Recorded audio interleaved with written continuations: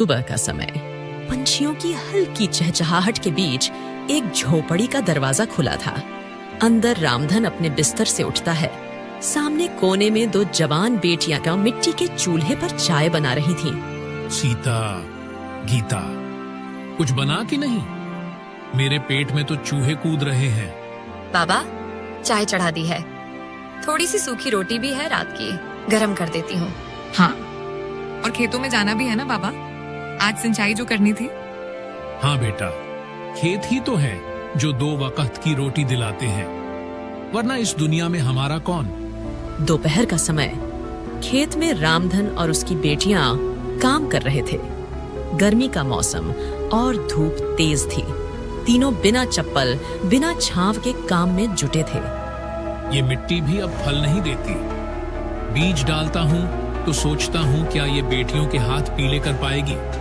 बाबा, आप चिंता मत करो, हम मेहनत करेंगे, कुछ ना कुछ जरिया निकल ही आएगा।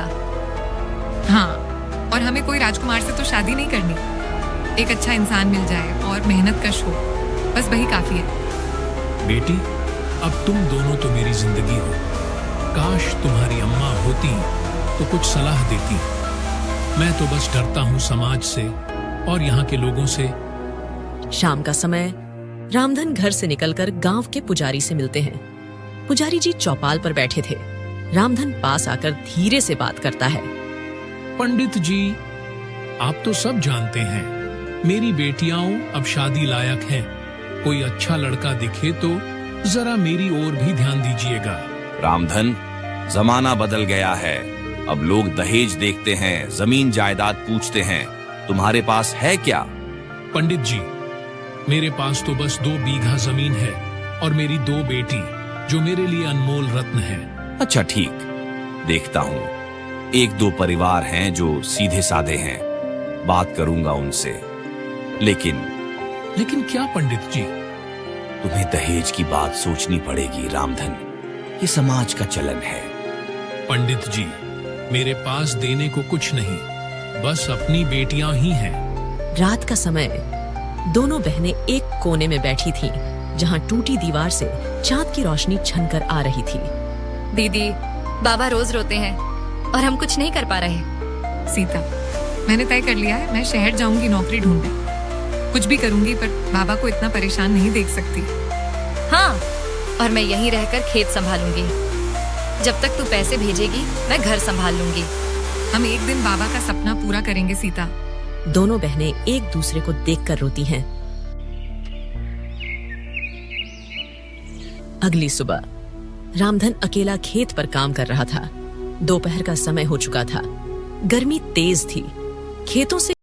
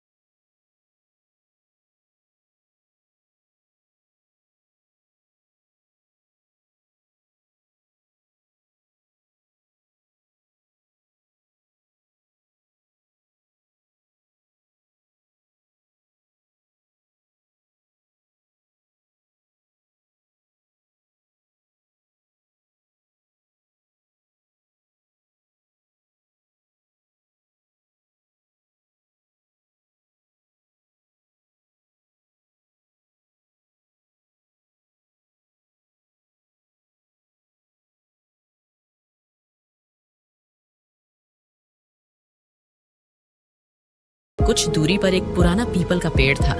वहीं उसके नीचे रामधन अकेला बैठा गया। पास में टूटी चप्पलें और पसीने से भीगा उसका शरीर भीग गया।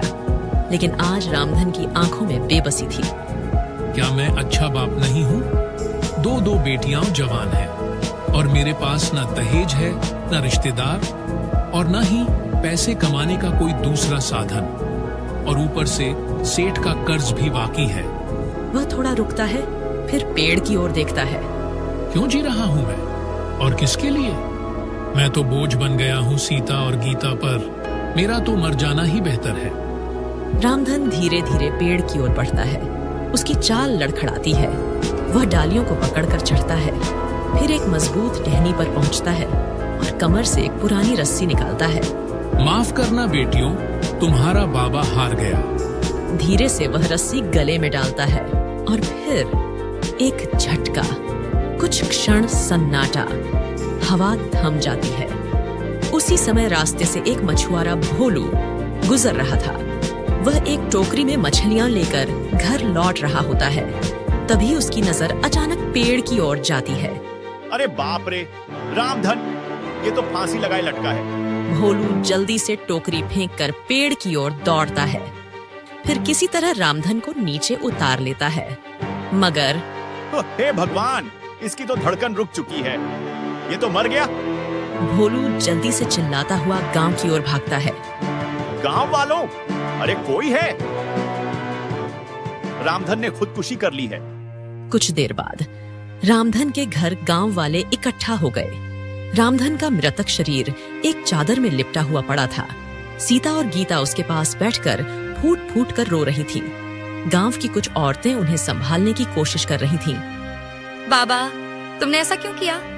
हम तो तुम्हारे बिना जी ही नहीं पाएंगे। आप वादा करके गए थे कि सब संभाल लेंगे, फिर क्यों छोड़ गए हमें? हाय, रामधन तो बहुत सीधा आदमी था। बेटियों की चिंता खा गई उसे। हाँ, आजकल दहेज के डर ने न जाने कितने बापों को निगल लिया है। शाम का समय, शमशान घाट पर रामधन की चिता जल रही थी। सीता और गीता बेहोशी जैसी हालात में बैठी थीं। उनके चेहरे पर आंसू सूख चुके थे, पर अब सिर्फ खालीपन और भविष्य का डर था। रात का समय, झोपड़ी में काफी अंधेरा था। पास में एक दीपक जल रहा था। दोनों बहनों के सामने एक रोटी और आधा प्याज रखा था। अब तू ही है मेरा सहारा गीता। हाँ, और तू मेरा। अब बाबा की चिता के साथ हमारा डर जल चुका है। अब सिर्फ एक मकसद है, अपने पैरों पर खड़ा होना। हाँ, हम बाबा के सपने को अधूरा नहीं छोड़ेंगे। अब जो होगा हम दोनों साथ मिलकर करेंगे। 1 महीने बाद टूटी हुई झोपड़ी के अंदर सीता और गीता चुपचाप बैठी थीं। गीता, 1 महीना हो गया बाबा को गए। अब ऐसा लगता है जैसे सब कुछ थम सा गया हो। हाँ दीदी, ना कोई काम मिला, ना कोई सहारा। बस यही जमीन और झोपड़ी बची है, जिसे अब बचा पाए या नहीं पता नहीं। तभी बाहर से एक भारी आवाज आती है। सीता, गीता, ओ दोनों बहनों, बाहर आओ। सीता और गीता जल्दी से बाहर आती हैं। सामने लंबा चौड़ा मोटा ताजा सेठ भीमसेन खड़ा था। पीछे उसका नौकर लाठी थामे हुए था। भीमसेन की आंखों में लालच और चालाकी साफ झलक रही थी। सेठ जी, प्रणाम। सब कुशल है? प्रणाम नमस्ते बाद में करना। तुम्हारे बाप रामधन ने अपनी औरत की बीमारी के इलाज के लिए मुझसे 30,000 रुपए का कर्ज लिया था। अब वो मर गया, तो कर्ज तुम दोनों को चुकाना होगा। सेठ जी, अभी तो हमारे पास खाने तक को कुछ नहीं है। आप थोड़ा समय दे दीजिए। समय? ये मेरी रकम है, कोई दया नहीं है। अगर हफ्ते भर में पैसे नहीं दिए तो ये जमीन और झोपड़ी मेरी हो जाएगी। दस्तखत करवाने की जरूरत नहीं, सब पहले से लिखा जा चुका है। सेठ जी, ये जमीन बाबा की जान थी, कम से कम कुछ तो रहम कीजिए। रहम अब मैं नहीं करता। 7 दिन है तुम्हारे पास, या पैसे दो या अपना घर खाली करो। सेठ घमंडी अंदाज में हंसता है और वहां से चला जाता है। दोनों बहनें अवाक खड़ी रह जाती हैं। रात का समय, झोपड़ी के अंदर अंधेरा था। दोनों बहनें चुपचाप बैठी थीं। एक कोने में सत्तू और सूखी रोटी रखी थी, पर किसी को भूख नहीं थी।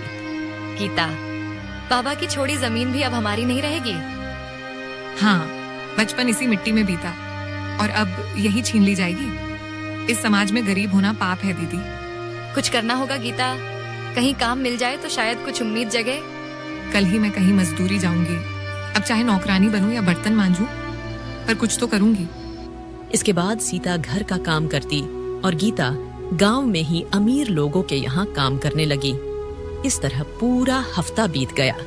7 दिन बाद सेठ भीमसेन फिर आया। इस बार उसके साथ 2 आदमी और थे, एक नौकर और एक पटवारी। गीता काम करने गई हुई थी, जिस वजह से सीता अकेली थी। समय पूरा हुआ, कहाँ है मेरे पैसे?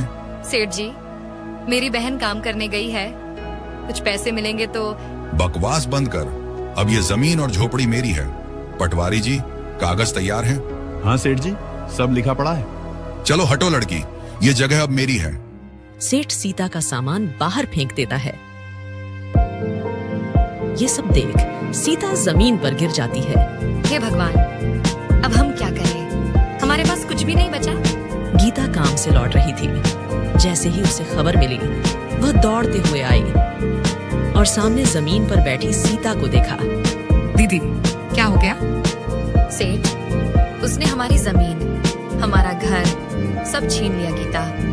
ये लड़ाई अब रुकेगी नहीं दीदी, अब हम झुकेंगे नहीं। अब बारी हमारी है समाज को जवाब देने की। सीता और गीता अपनी झोपड़ी को आखिरी बार पलट कर देखती हैं। उनकी आंखों में आंसू थे, सिर पर एक छोटी पोटली और हाथ में सिर्फ एक दूसरे का सहारा था। चलो गीता, अब इस गांव में कुछ नहीं बचा, बस यादें हैं और दर्द। हाँ दीदी, लेकिन जब तक हम साथ हैं, हम कुछ ना कुछ कर ही लेंगे। बाबा की आत्मा हमें देख रही होगी। दोनों बहनें जंगल की ओर बढ़ जाती हैं। उनके पांव कांप रहे थे, पर उनका हौसला उन्हें थामे हुए था। दोपहर का समय, सूरज सिर पर था।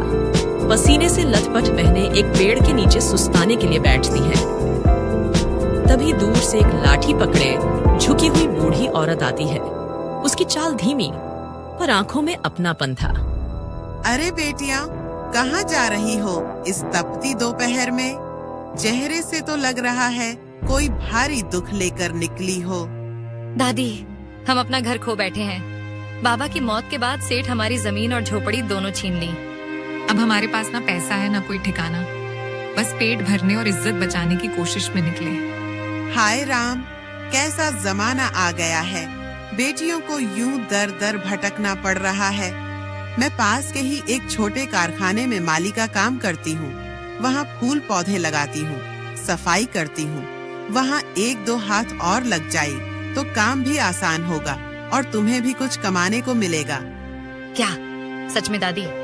हम कुछ भी करने को तैयार हैं, बस इज्जत से जीना चाहते हैं। हाँ बेटा, बस मेहनत से मत डरना। बिल्कुल नहीं, हमने तो खेतों में भी काम किया है, चूल्हा भी जलाया है और बर्तन भी मांजे हैं। इसके बाद दोनों बहनें बूढ़ी औरत के छोटे से घर में पहुंचते हैं। झोपड़ी साफ सुथरी थी। सामने तुलसी का पौधा और बगल में रंग बिरंगे फूलों के पेड़ थे। ये मेरा घर है बेटियों, छोटा है पर दिल से बड़ा। तुम यहीं रहो, सुबह हम साथ कारखाने चलेंगे। दादी, आपने जो किया वो कोई अपना ही करता है। हम कर्जदार हैं आपके। बस एक ही बात याद रखना, दुनिया भले बेरहम हो, लेकिन मेहनत कभी धोखा नहीं देती। अगले दिन तीनों एक मध्यम आकार के कारखाने में पहुंचती हैं, जहां रोजमर्रा के सामान की पैकिंग हो रही थी। पर सीता और गीता माली का काम शुरू करती हैं। पौधों की सफाई, पानी देना और निराई करना। शाम तक दोनों बहनें थक चुकी थीं। दिन भर के थके हुए शरीर लेकिन शांत मन के साथ दोनों बहनें एक कोने में बैठी थीं। आज पहली बार लगा कि हम जिंदा हैं। किसी ने हमें अपनाया, उम्मीद दी।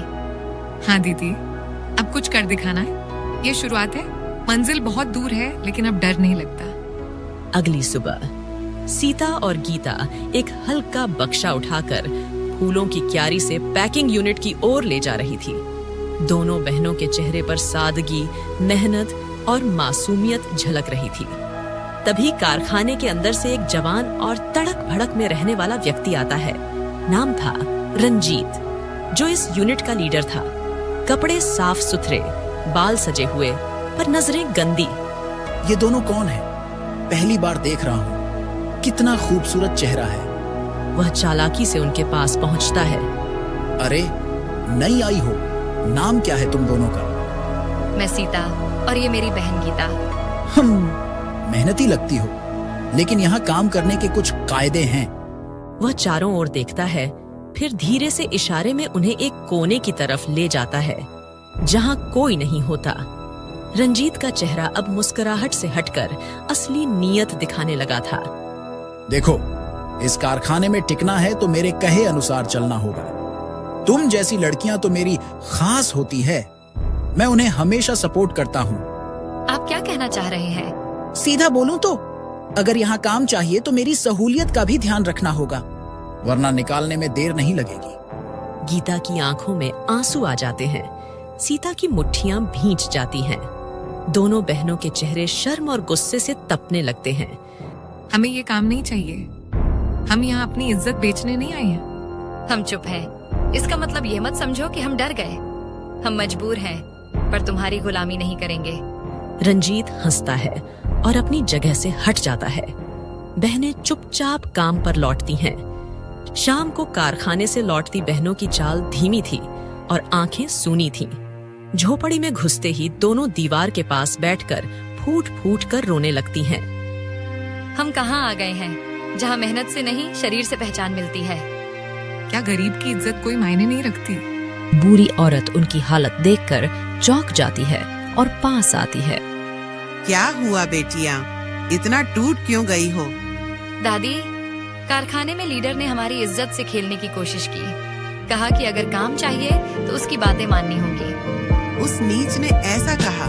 वो रंजीत, उस पर तो पहले भी कई शिकायतें आई थी, लेकिन कोई सबूत नहीं था, इसलिए बच गया। हम अब वहाँ नहीं जाएंगे दादी, और सोच रहे हैं कि अब क्या करेंगे। तुमने सही किया उस बदतमीज को जवाब देकर। अब मैं तुम्हें ऐसे रास्ते पर ले जाऊंगी जहाँ मेहनत की कद्र होती है और इज्जत भी मिलती है। झोपड़ी के अंदर हल्का दिया जल रहा था। बाहर रात की चांदनी थी। सीता खाना बना रही थी। गीता चटनी पीस रही थी। बूढ़ी औरत कोने में बैठकर उनकी गतिविधि गौर से देख रही थी। बेटी सीता, मैं कई दिनों से देख रही हूँ, तू जो खाना बनाती है उसमें एक अलग ही स्वाद होता है। कुछ नहीं दादी, माँ से सीखा था थोड़ा बहुत, और बाकी तो जरूरतें सिखा देती हैं। हाँ दादी, दीदी के हाथ में स्वाद का जादू है। आज तुम खाओगी तो उंगलियां चाटती रह जाओगी। बूढ़ी औरत कुछ सोचते हुए मुस्कुराती है, फिर बात पलट देती है। तो क्यों ना तुम दोनों बहनें समोसे का ठेला लगाओ। पास के चौराहे पर रोज मजदूर, रिक्शे वाले, बच्चे घूमते हैं। गर्मा गर्म समोसे और चटनी अगर तुम बेचना शुरू करो तो शायद ईमानदारी की कमाई से गुजारा हो जाए। ठेला? पर दादी, सामान, तेल, मसाले, ठेला सब कुछ कहाँ से लाए? तुमने जो कारखाने से महीने भर की मजदूरी बचाई है वो रखी है ना, उसी से शुरुआत करो। और हाँ, मैं भी साथ रहूंगी, बूढ़ी ही सही, पर मेहनत अब भी जानती हूँ। अगली सुबह सीता और गीता पुराना सा झोला लेकर बाजार जाती हैं। वहाँ से आलू, आटा, मसाले, तेल सब खरीद लेती हैं। बूढ़ी औरत भी साथ चलती है। तीनों के चेहरे पर मेहनत और उम्मीद की चमक थी। चौराहा पर सुबह 10 बजे का समय। चौराहे के एक किनारे पर एक छोटा सा लकड़ी का ठेला सज चुका था। पीछे चटनी का डिब्बा, कढ़ाई में गर्म तेल। पास में बूढ़ी अम्मा आलू मसल रही थी। सीता समोसे बेल रही थी और गीता गर्म तेल में समोसे डाल रही थी। बहन जी, समोसा कितने का है? 2 रुपए का एक, गरम और खस्ता। मजदूर एक खाता है और आश्चर्य से आंखें खोलता है। अरे वाह, ऐसा स्वाद तो होटल में भी नहीं मिलता। 3 और देना। धीरे धीरे भीड़ जुटने लगती है। कुछ रिक्शा वाले और कुछ औरतें, सभी तारीफ कर रहे थे। तुम दोनों बहनें तो सचमुच काबिल हो। ईमानदारी से कमाया गया हर निवाला अमृत होता है। शाम को ठेले के पीछे तीनों बैठी गिनती कर रही थी। पूरे दिन के कुल मिलाकर 280 रुपए हो गए थे। सोचो, पहले ही दिन 280 रुपए। हमें अब किसी की नौकरी की जरूरत नहीं। अब हम अपना काम करेंगे, अपने पैरों पर चलेंगे। बेटियों, यही तो असली इज्जत है। खुद के हाथ की कमाई। अब मेहनत और स्वाद तुम्हें उस ऊंचाई तक ले जाएगा जहां कभी तुमने सोचा भी नहीं था। अगली सुबह सीता और गीता का समोसे का ठेला अब पहले से ज्यादा सजा हुआ था। एक तरफ ताजे ताजे समोसे की खुशबू उड़ रही थी, दूसरी ओर ग्राहकों की भीड़ लगी थी। पास ही बूढ़ी अम्मा की खाली चौकी पड़ी थी। आज वो बीमार होने के कारण नहीं आई। दोपहर का समय, भीड़ के बीच अचानक एक मोटा सा आदमी महंगे कपड़े पहने, मुंह में गुटखा दबाए गुस्से से आता है। वो था पास के समोसे होटल का मालिक, जिसका नाम है हरिराम। अरे ओ बहनों, तुमने ठेला यहाँ क्यों लगाया है? ये जगह मेरी दुकान के सामने है। हमारे ग्राहक छीन रही हो तुम। सेठ जी, ये सार्वजनिक जगह है और हम किसी के हक में दखल नहीं दे रहे। तुम्हारे जैसे लोगों को सड़कों पर व्यापार करने का हक नहीं। हटाओ ये ठेला, वरना क्या? हम मेहनत कर रहे हैं, भीख नहीं मांग रहे। हरिराम और जोर से चिल्लाने लगता है। भीड़ तमाशा देखने लगती है। वहीं पास के एक चाट ठेले पर खड़ा एक नौजवान ये सब देख रहा था। साफ सुथरे कपड़े, आत्मविश्वास भरी आंखें, नाम था शिवम। वह अपना प्लेट रखकर धीरे से बहस की तरफ आता है। 1 मिनट सेठ जी, अगर ये ठेला सड़क के किनारे है और ट्रैफिक में रुकावट नहीं बना रहा, तो आप इन्हें हटाने वाले कौन होते हैं? तू बीच में मत बोल लड़के। मैं बोलूंगा और कानून के हिसाब से बोलूंगा। भारत के संविधान की धारा 19(j) के अनुसार हर नागरिक को ईमानदारी से व्यापार करने का अधिकार है और ये दोनों बहनें अपने हक के तहत व्यापार कर रही हैं। इनका ठेला पंजीकृत हो या ना हो, जब तक कोई नियम नहीं तोड़ा जा रहा, तब तक आप इन्हें यूं धमका नहीं सकते। ये सुन हरिराम थोड़ा सहम जाता है। अगर आप दोबारा इन्हें परेशान करेंगे तो पुलिस को बुलाने में मुझे 1 मिनट नहीं लगेगा। हरिराम गुस्से में पैर पटकता वहां से चला जाता है। थोड़ी देर बाद सीता और गीता शिवम के पास जाती हैं। शिवम जी, आपने आज हमें बहुत बड़ा सहारा दिया, नहीं तो वो सेठ हमारा ठेला उलटवा ही देता। मैंने सिर्फ वही किया जो सही था। तुम दोनों जैसी बहनों को देखकर भरोसा होता है कि मेहनत अब भी जिंदा है। आजकल ऐसा सोचने वाले लोग बहुत कम मिलते हैं। शिवम गीता की ओर देखता है और उसकी आंखों में झलकता आत्मसम्मान और मासूमियत उसे भीतर तक छू जाता है। कुछ देर के लिए गीता शिवम को निहारती रहती है। मुस्कुराहट उसके होंठों पर टिक जाती है। दिल कुछ कहने लगता है। शाम को दोनों हंसी खुशी से घर जाती हैं।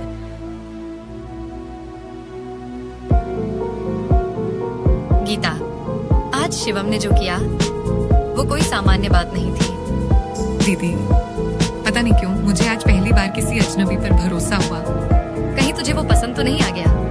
बस इतना कह सकती हूँ दीदी, उसकी बातों में इंसानियत थी। वो भी हमारी जैसी लड़कियों के लिए बस वही सबसे कीमती होती है। रात को तीनों खाना खाकर सो जाती हैं।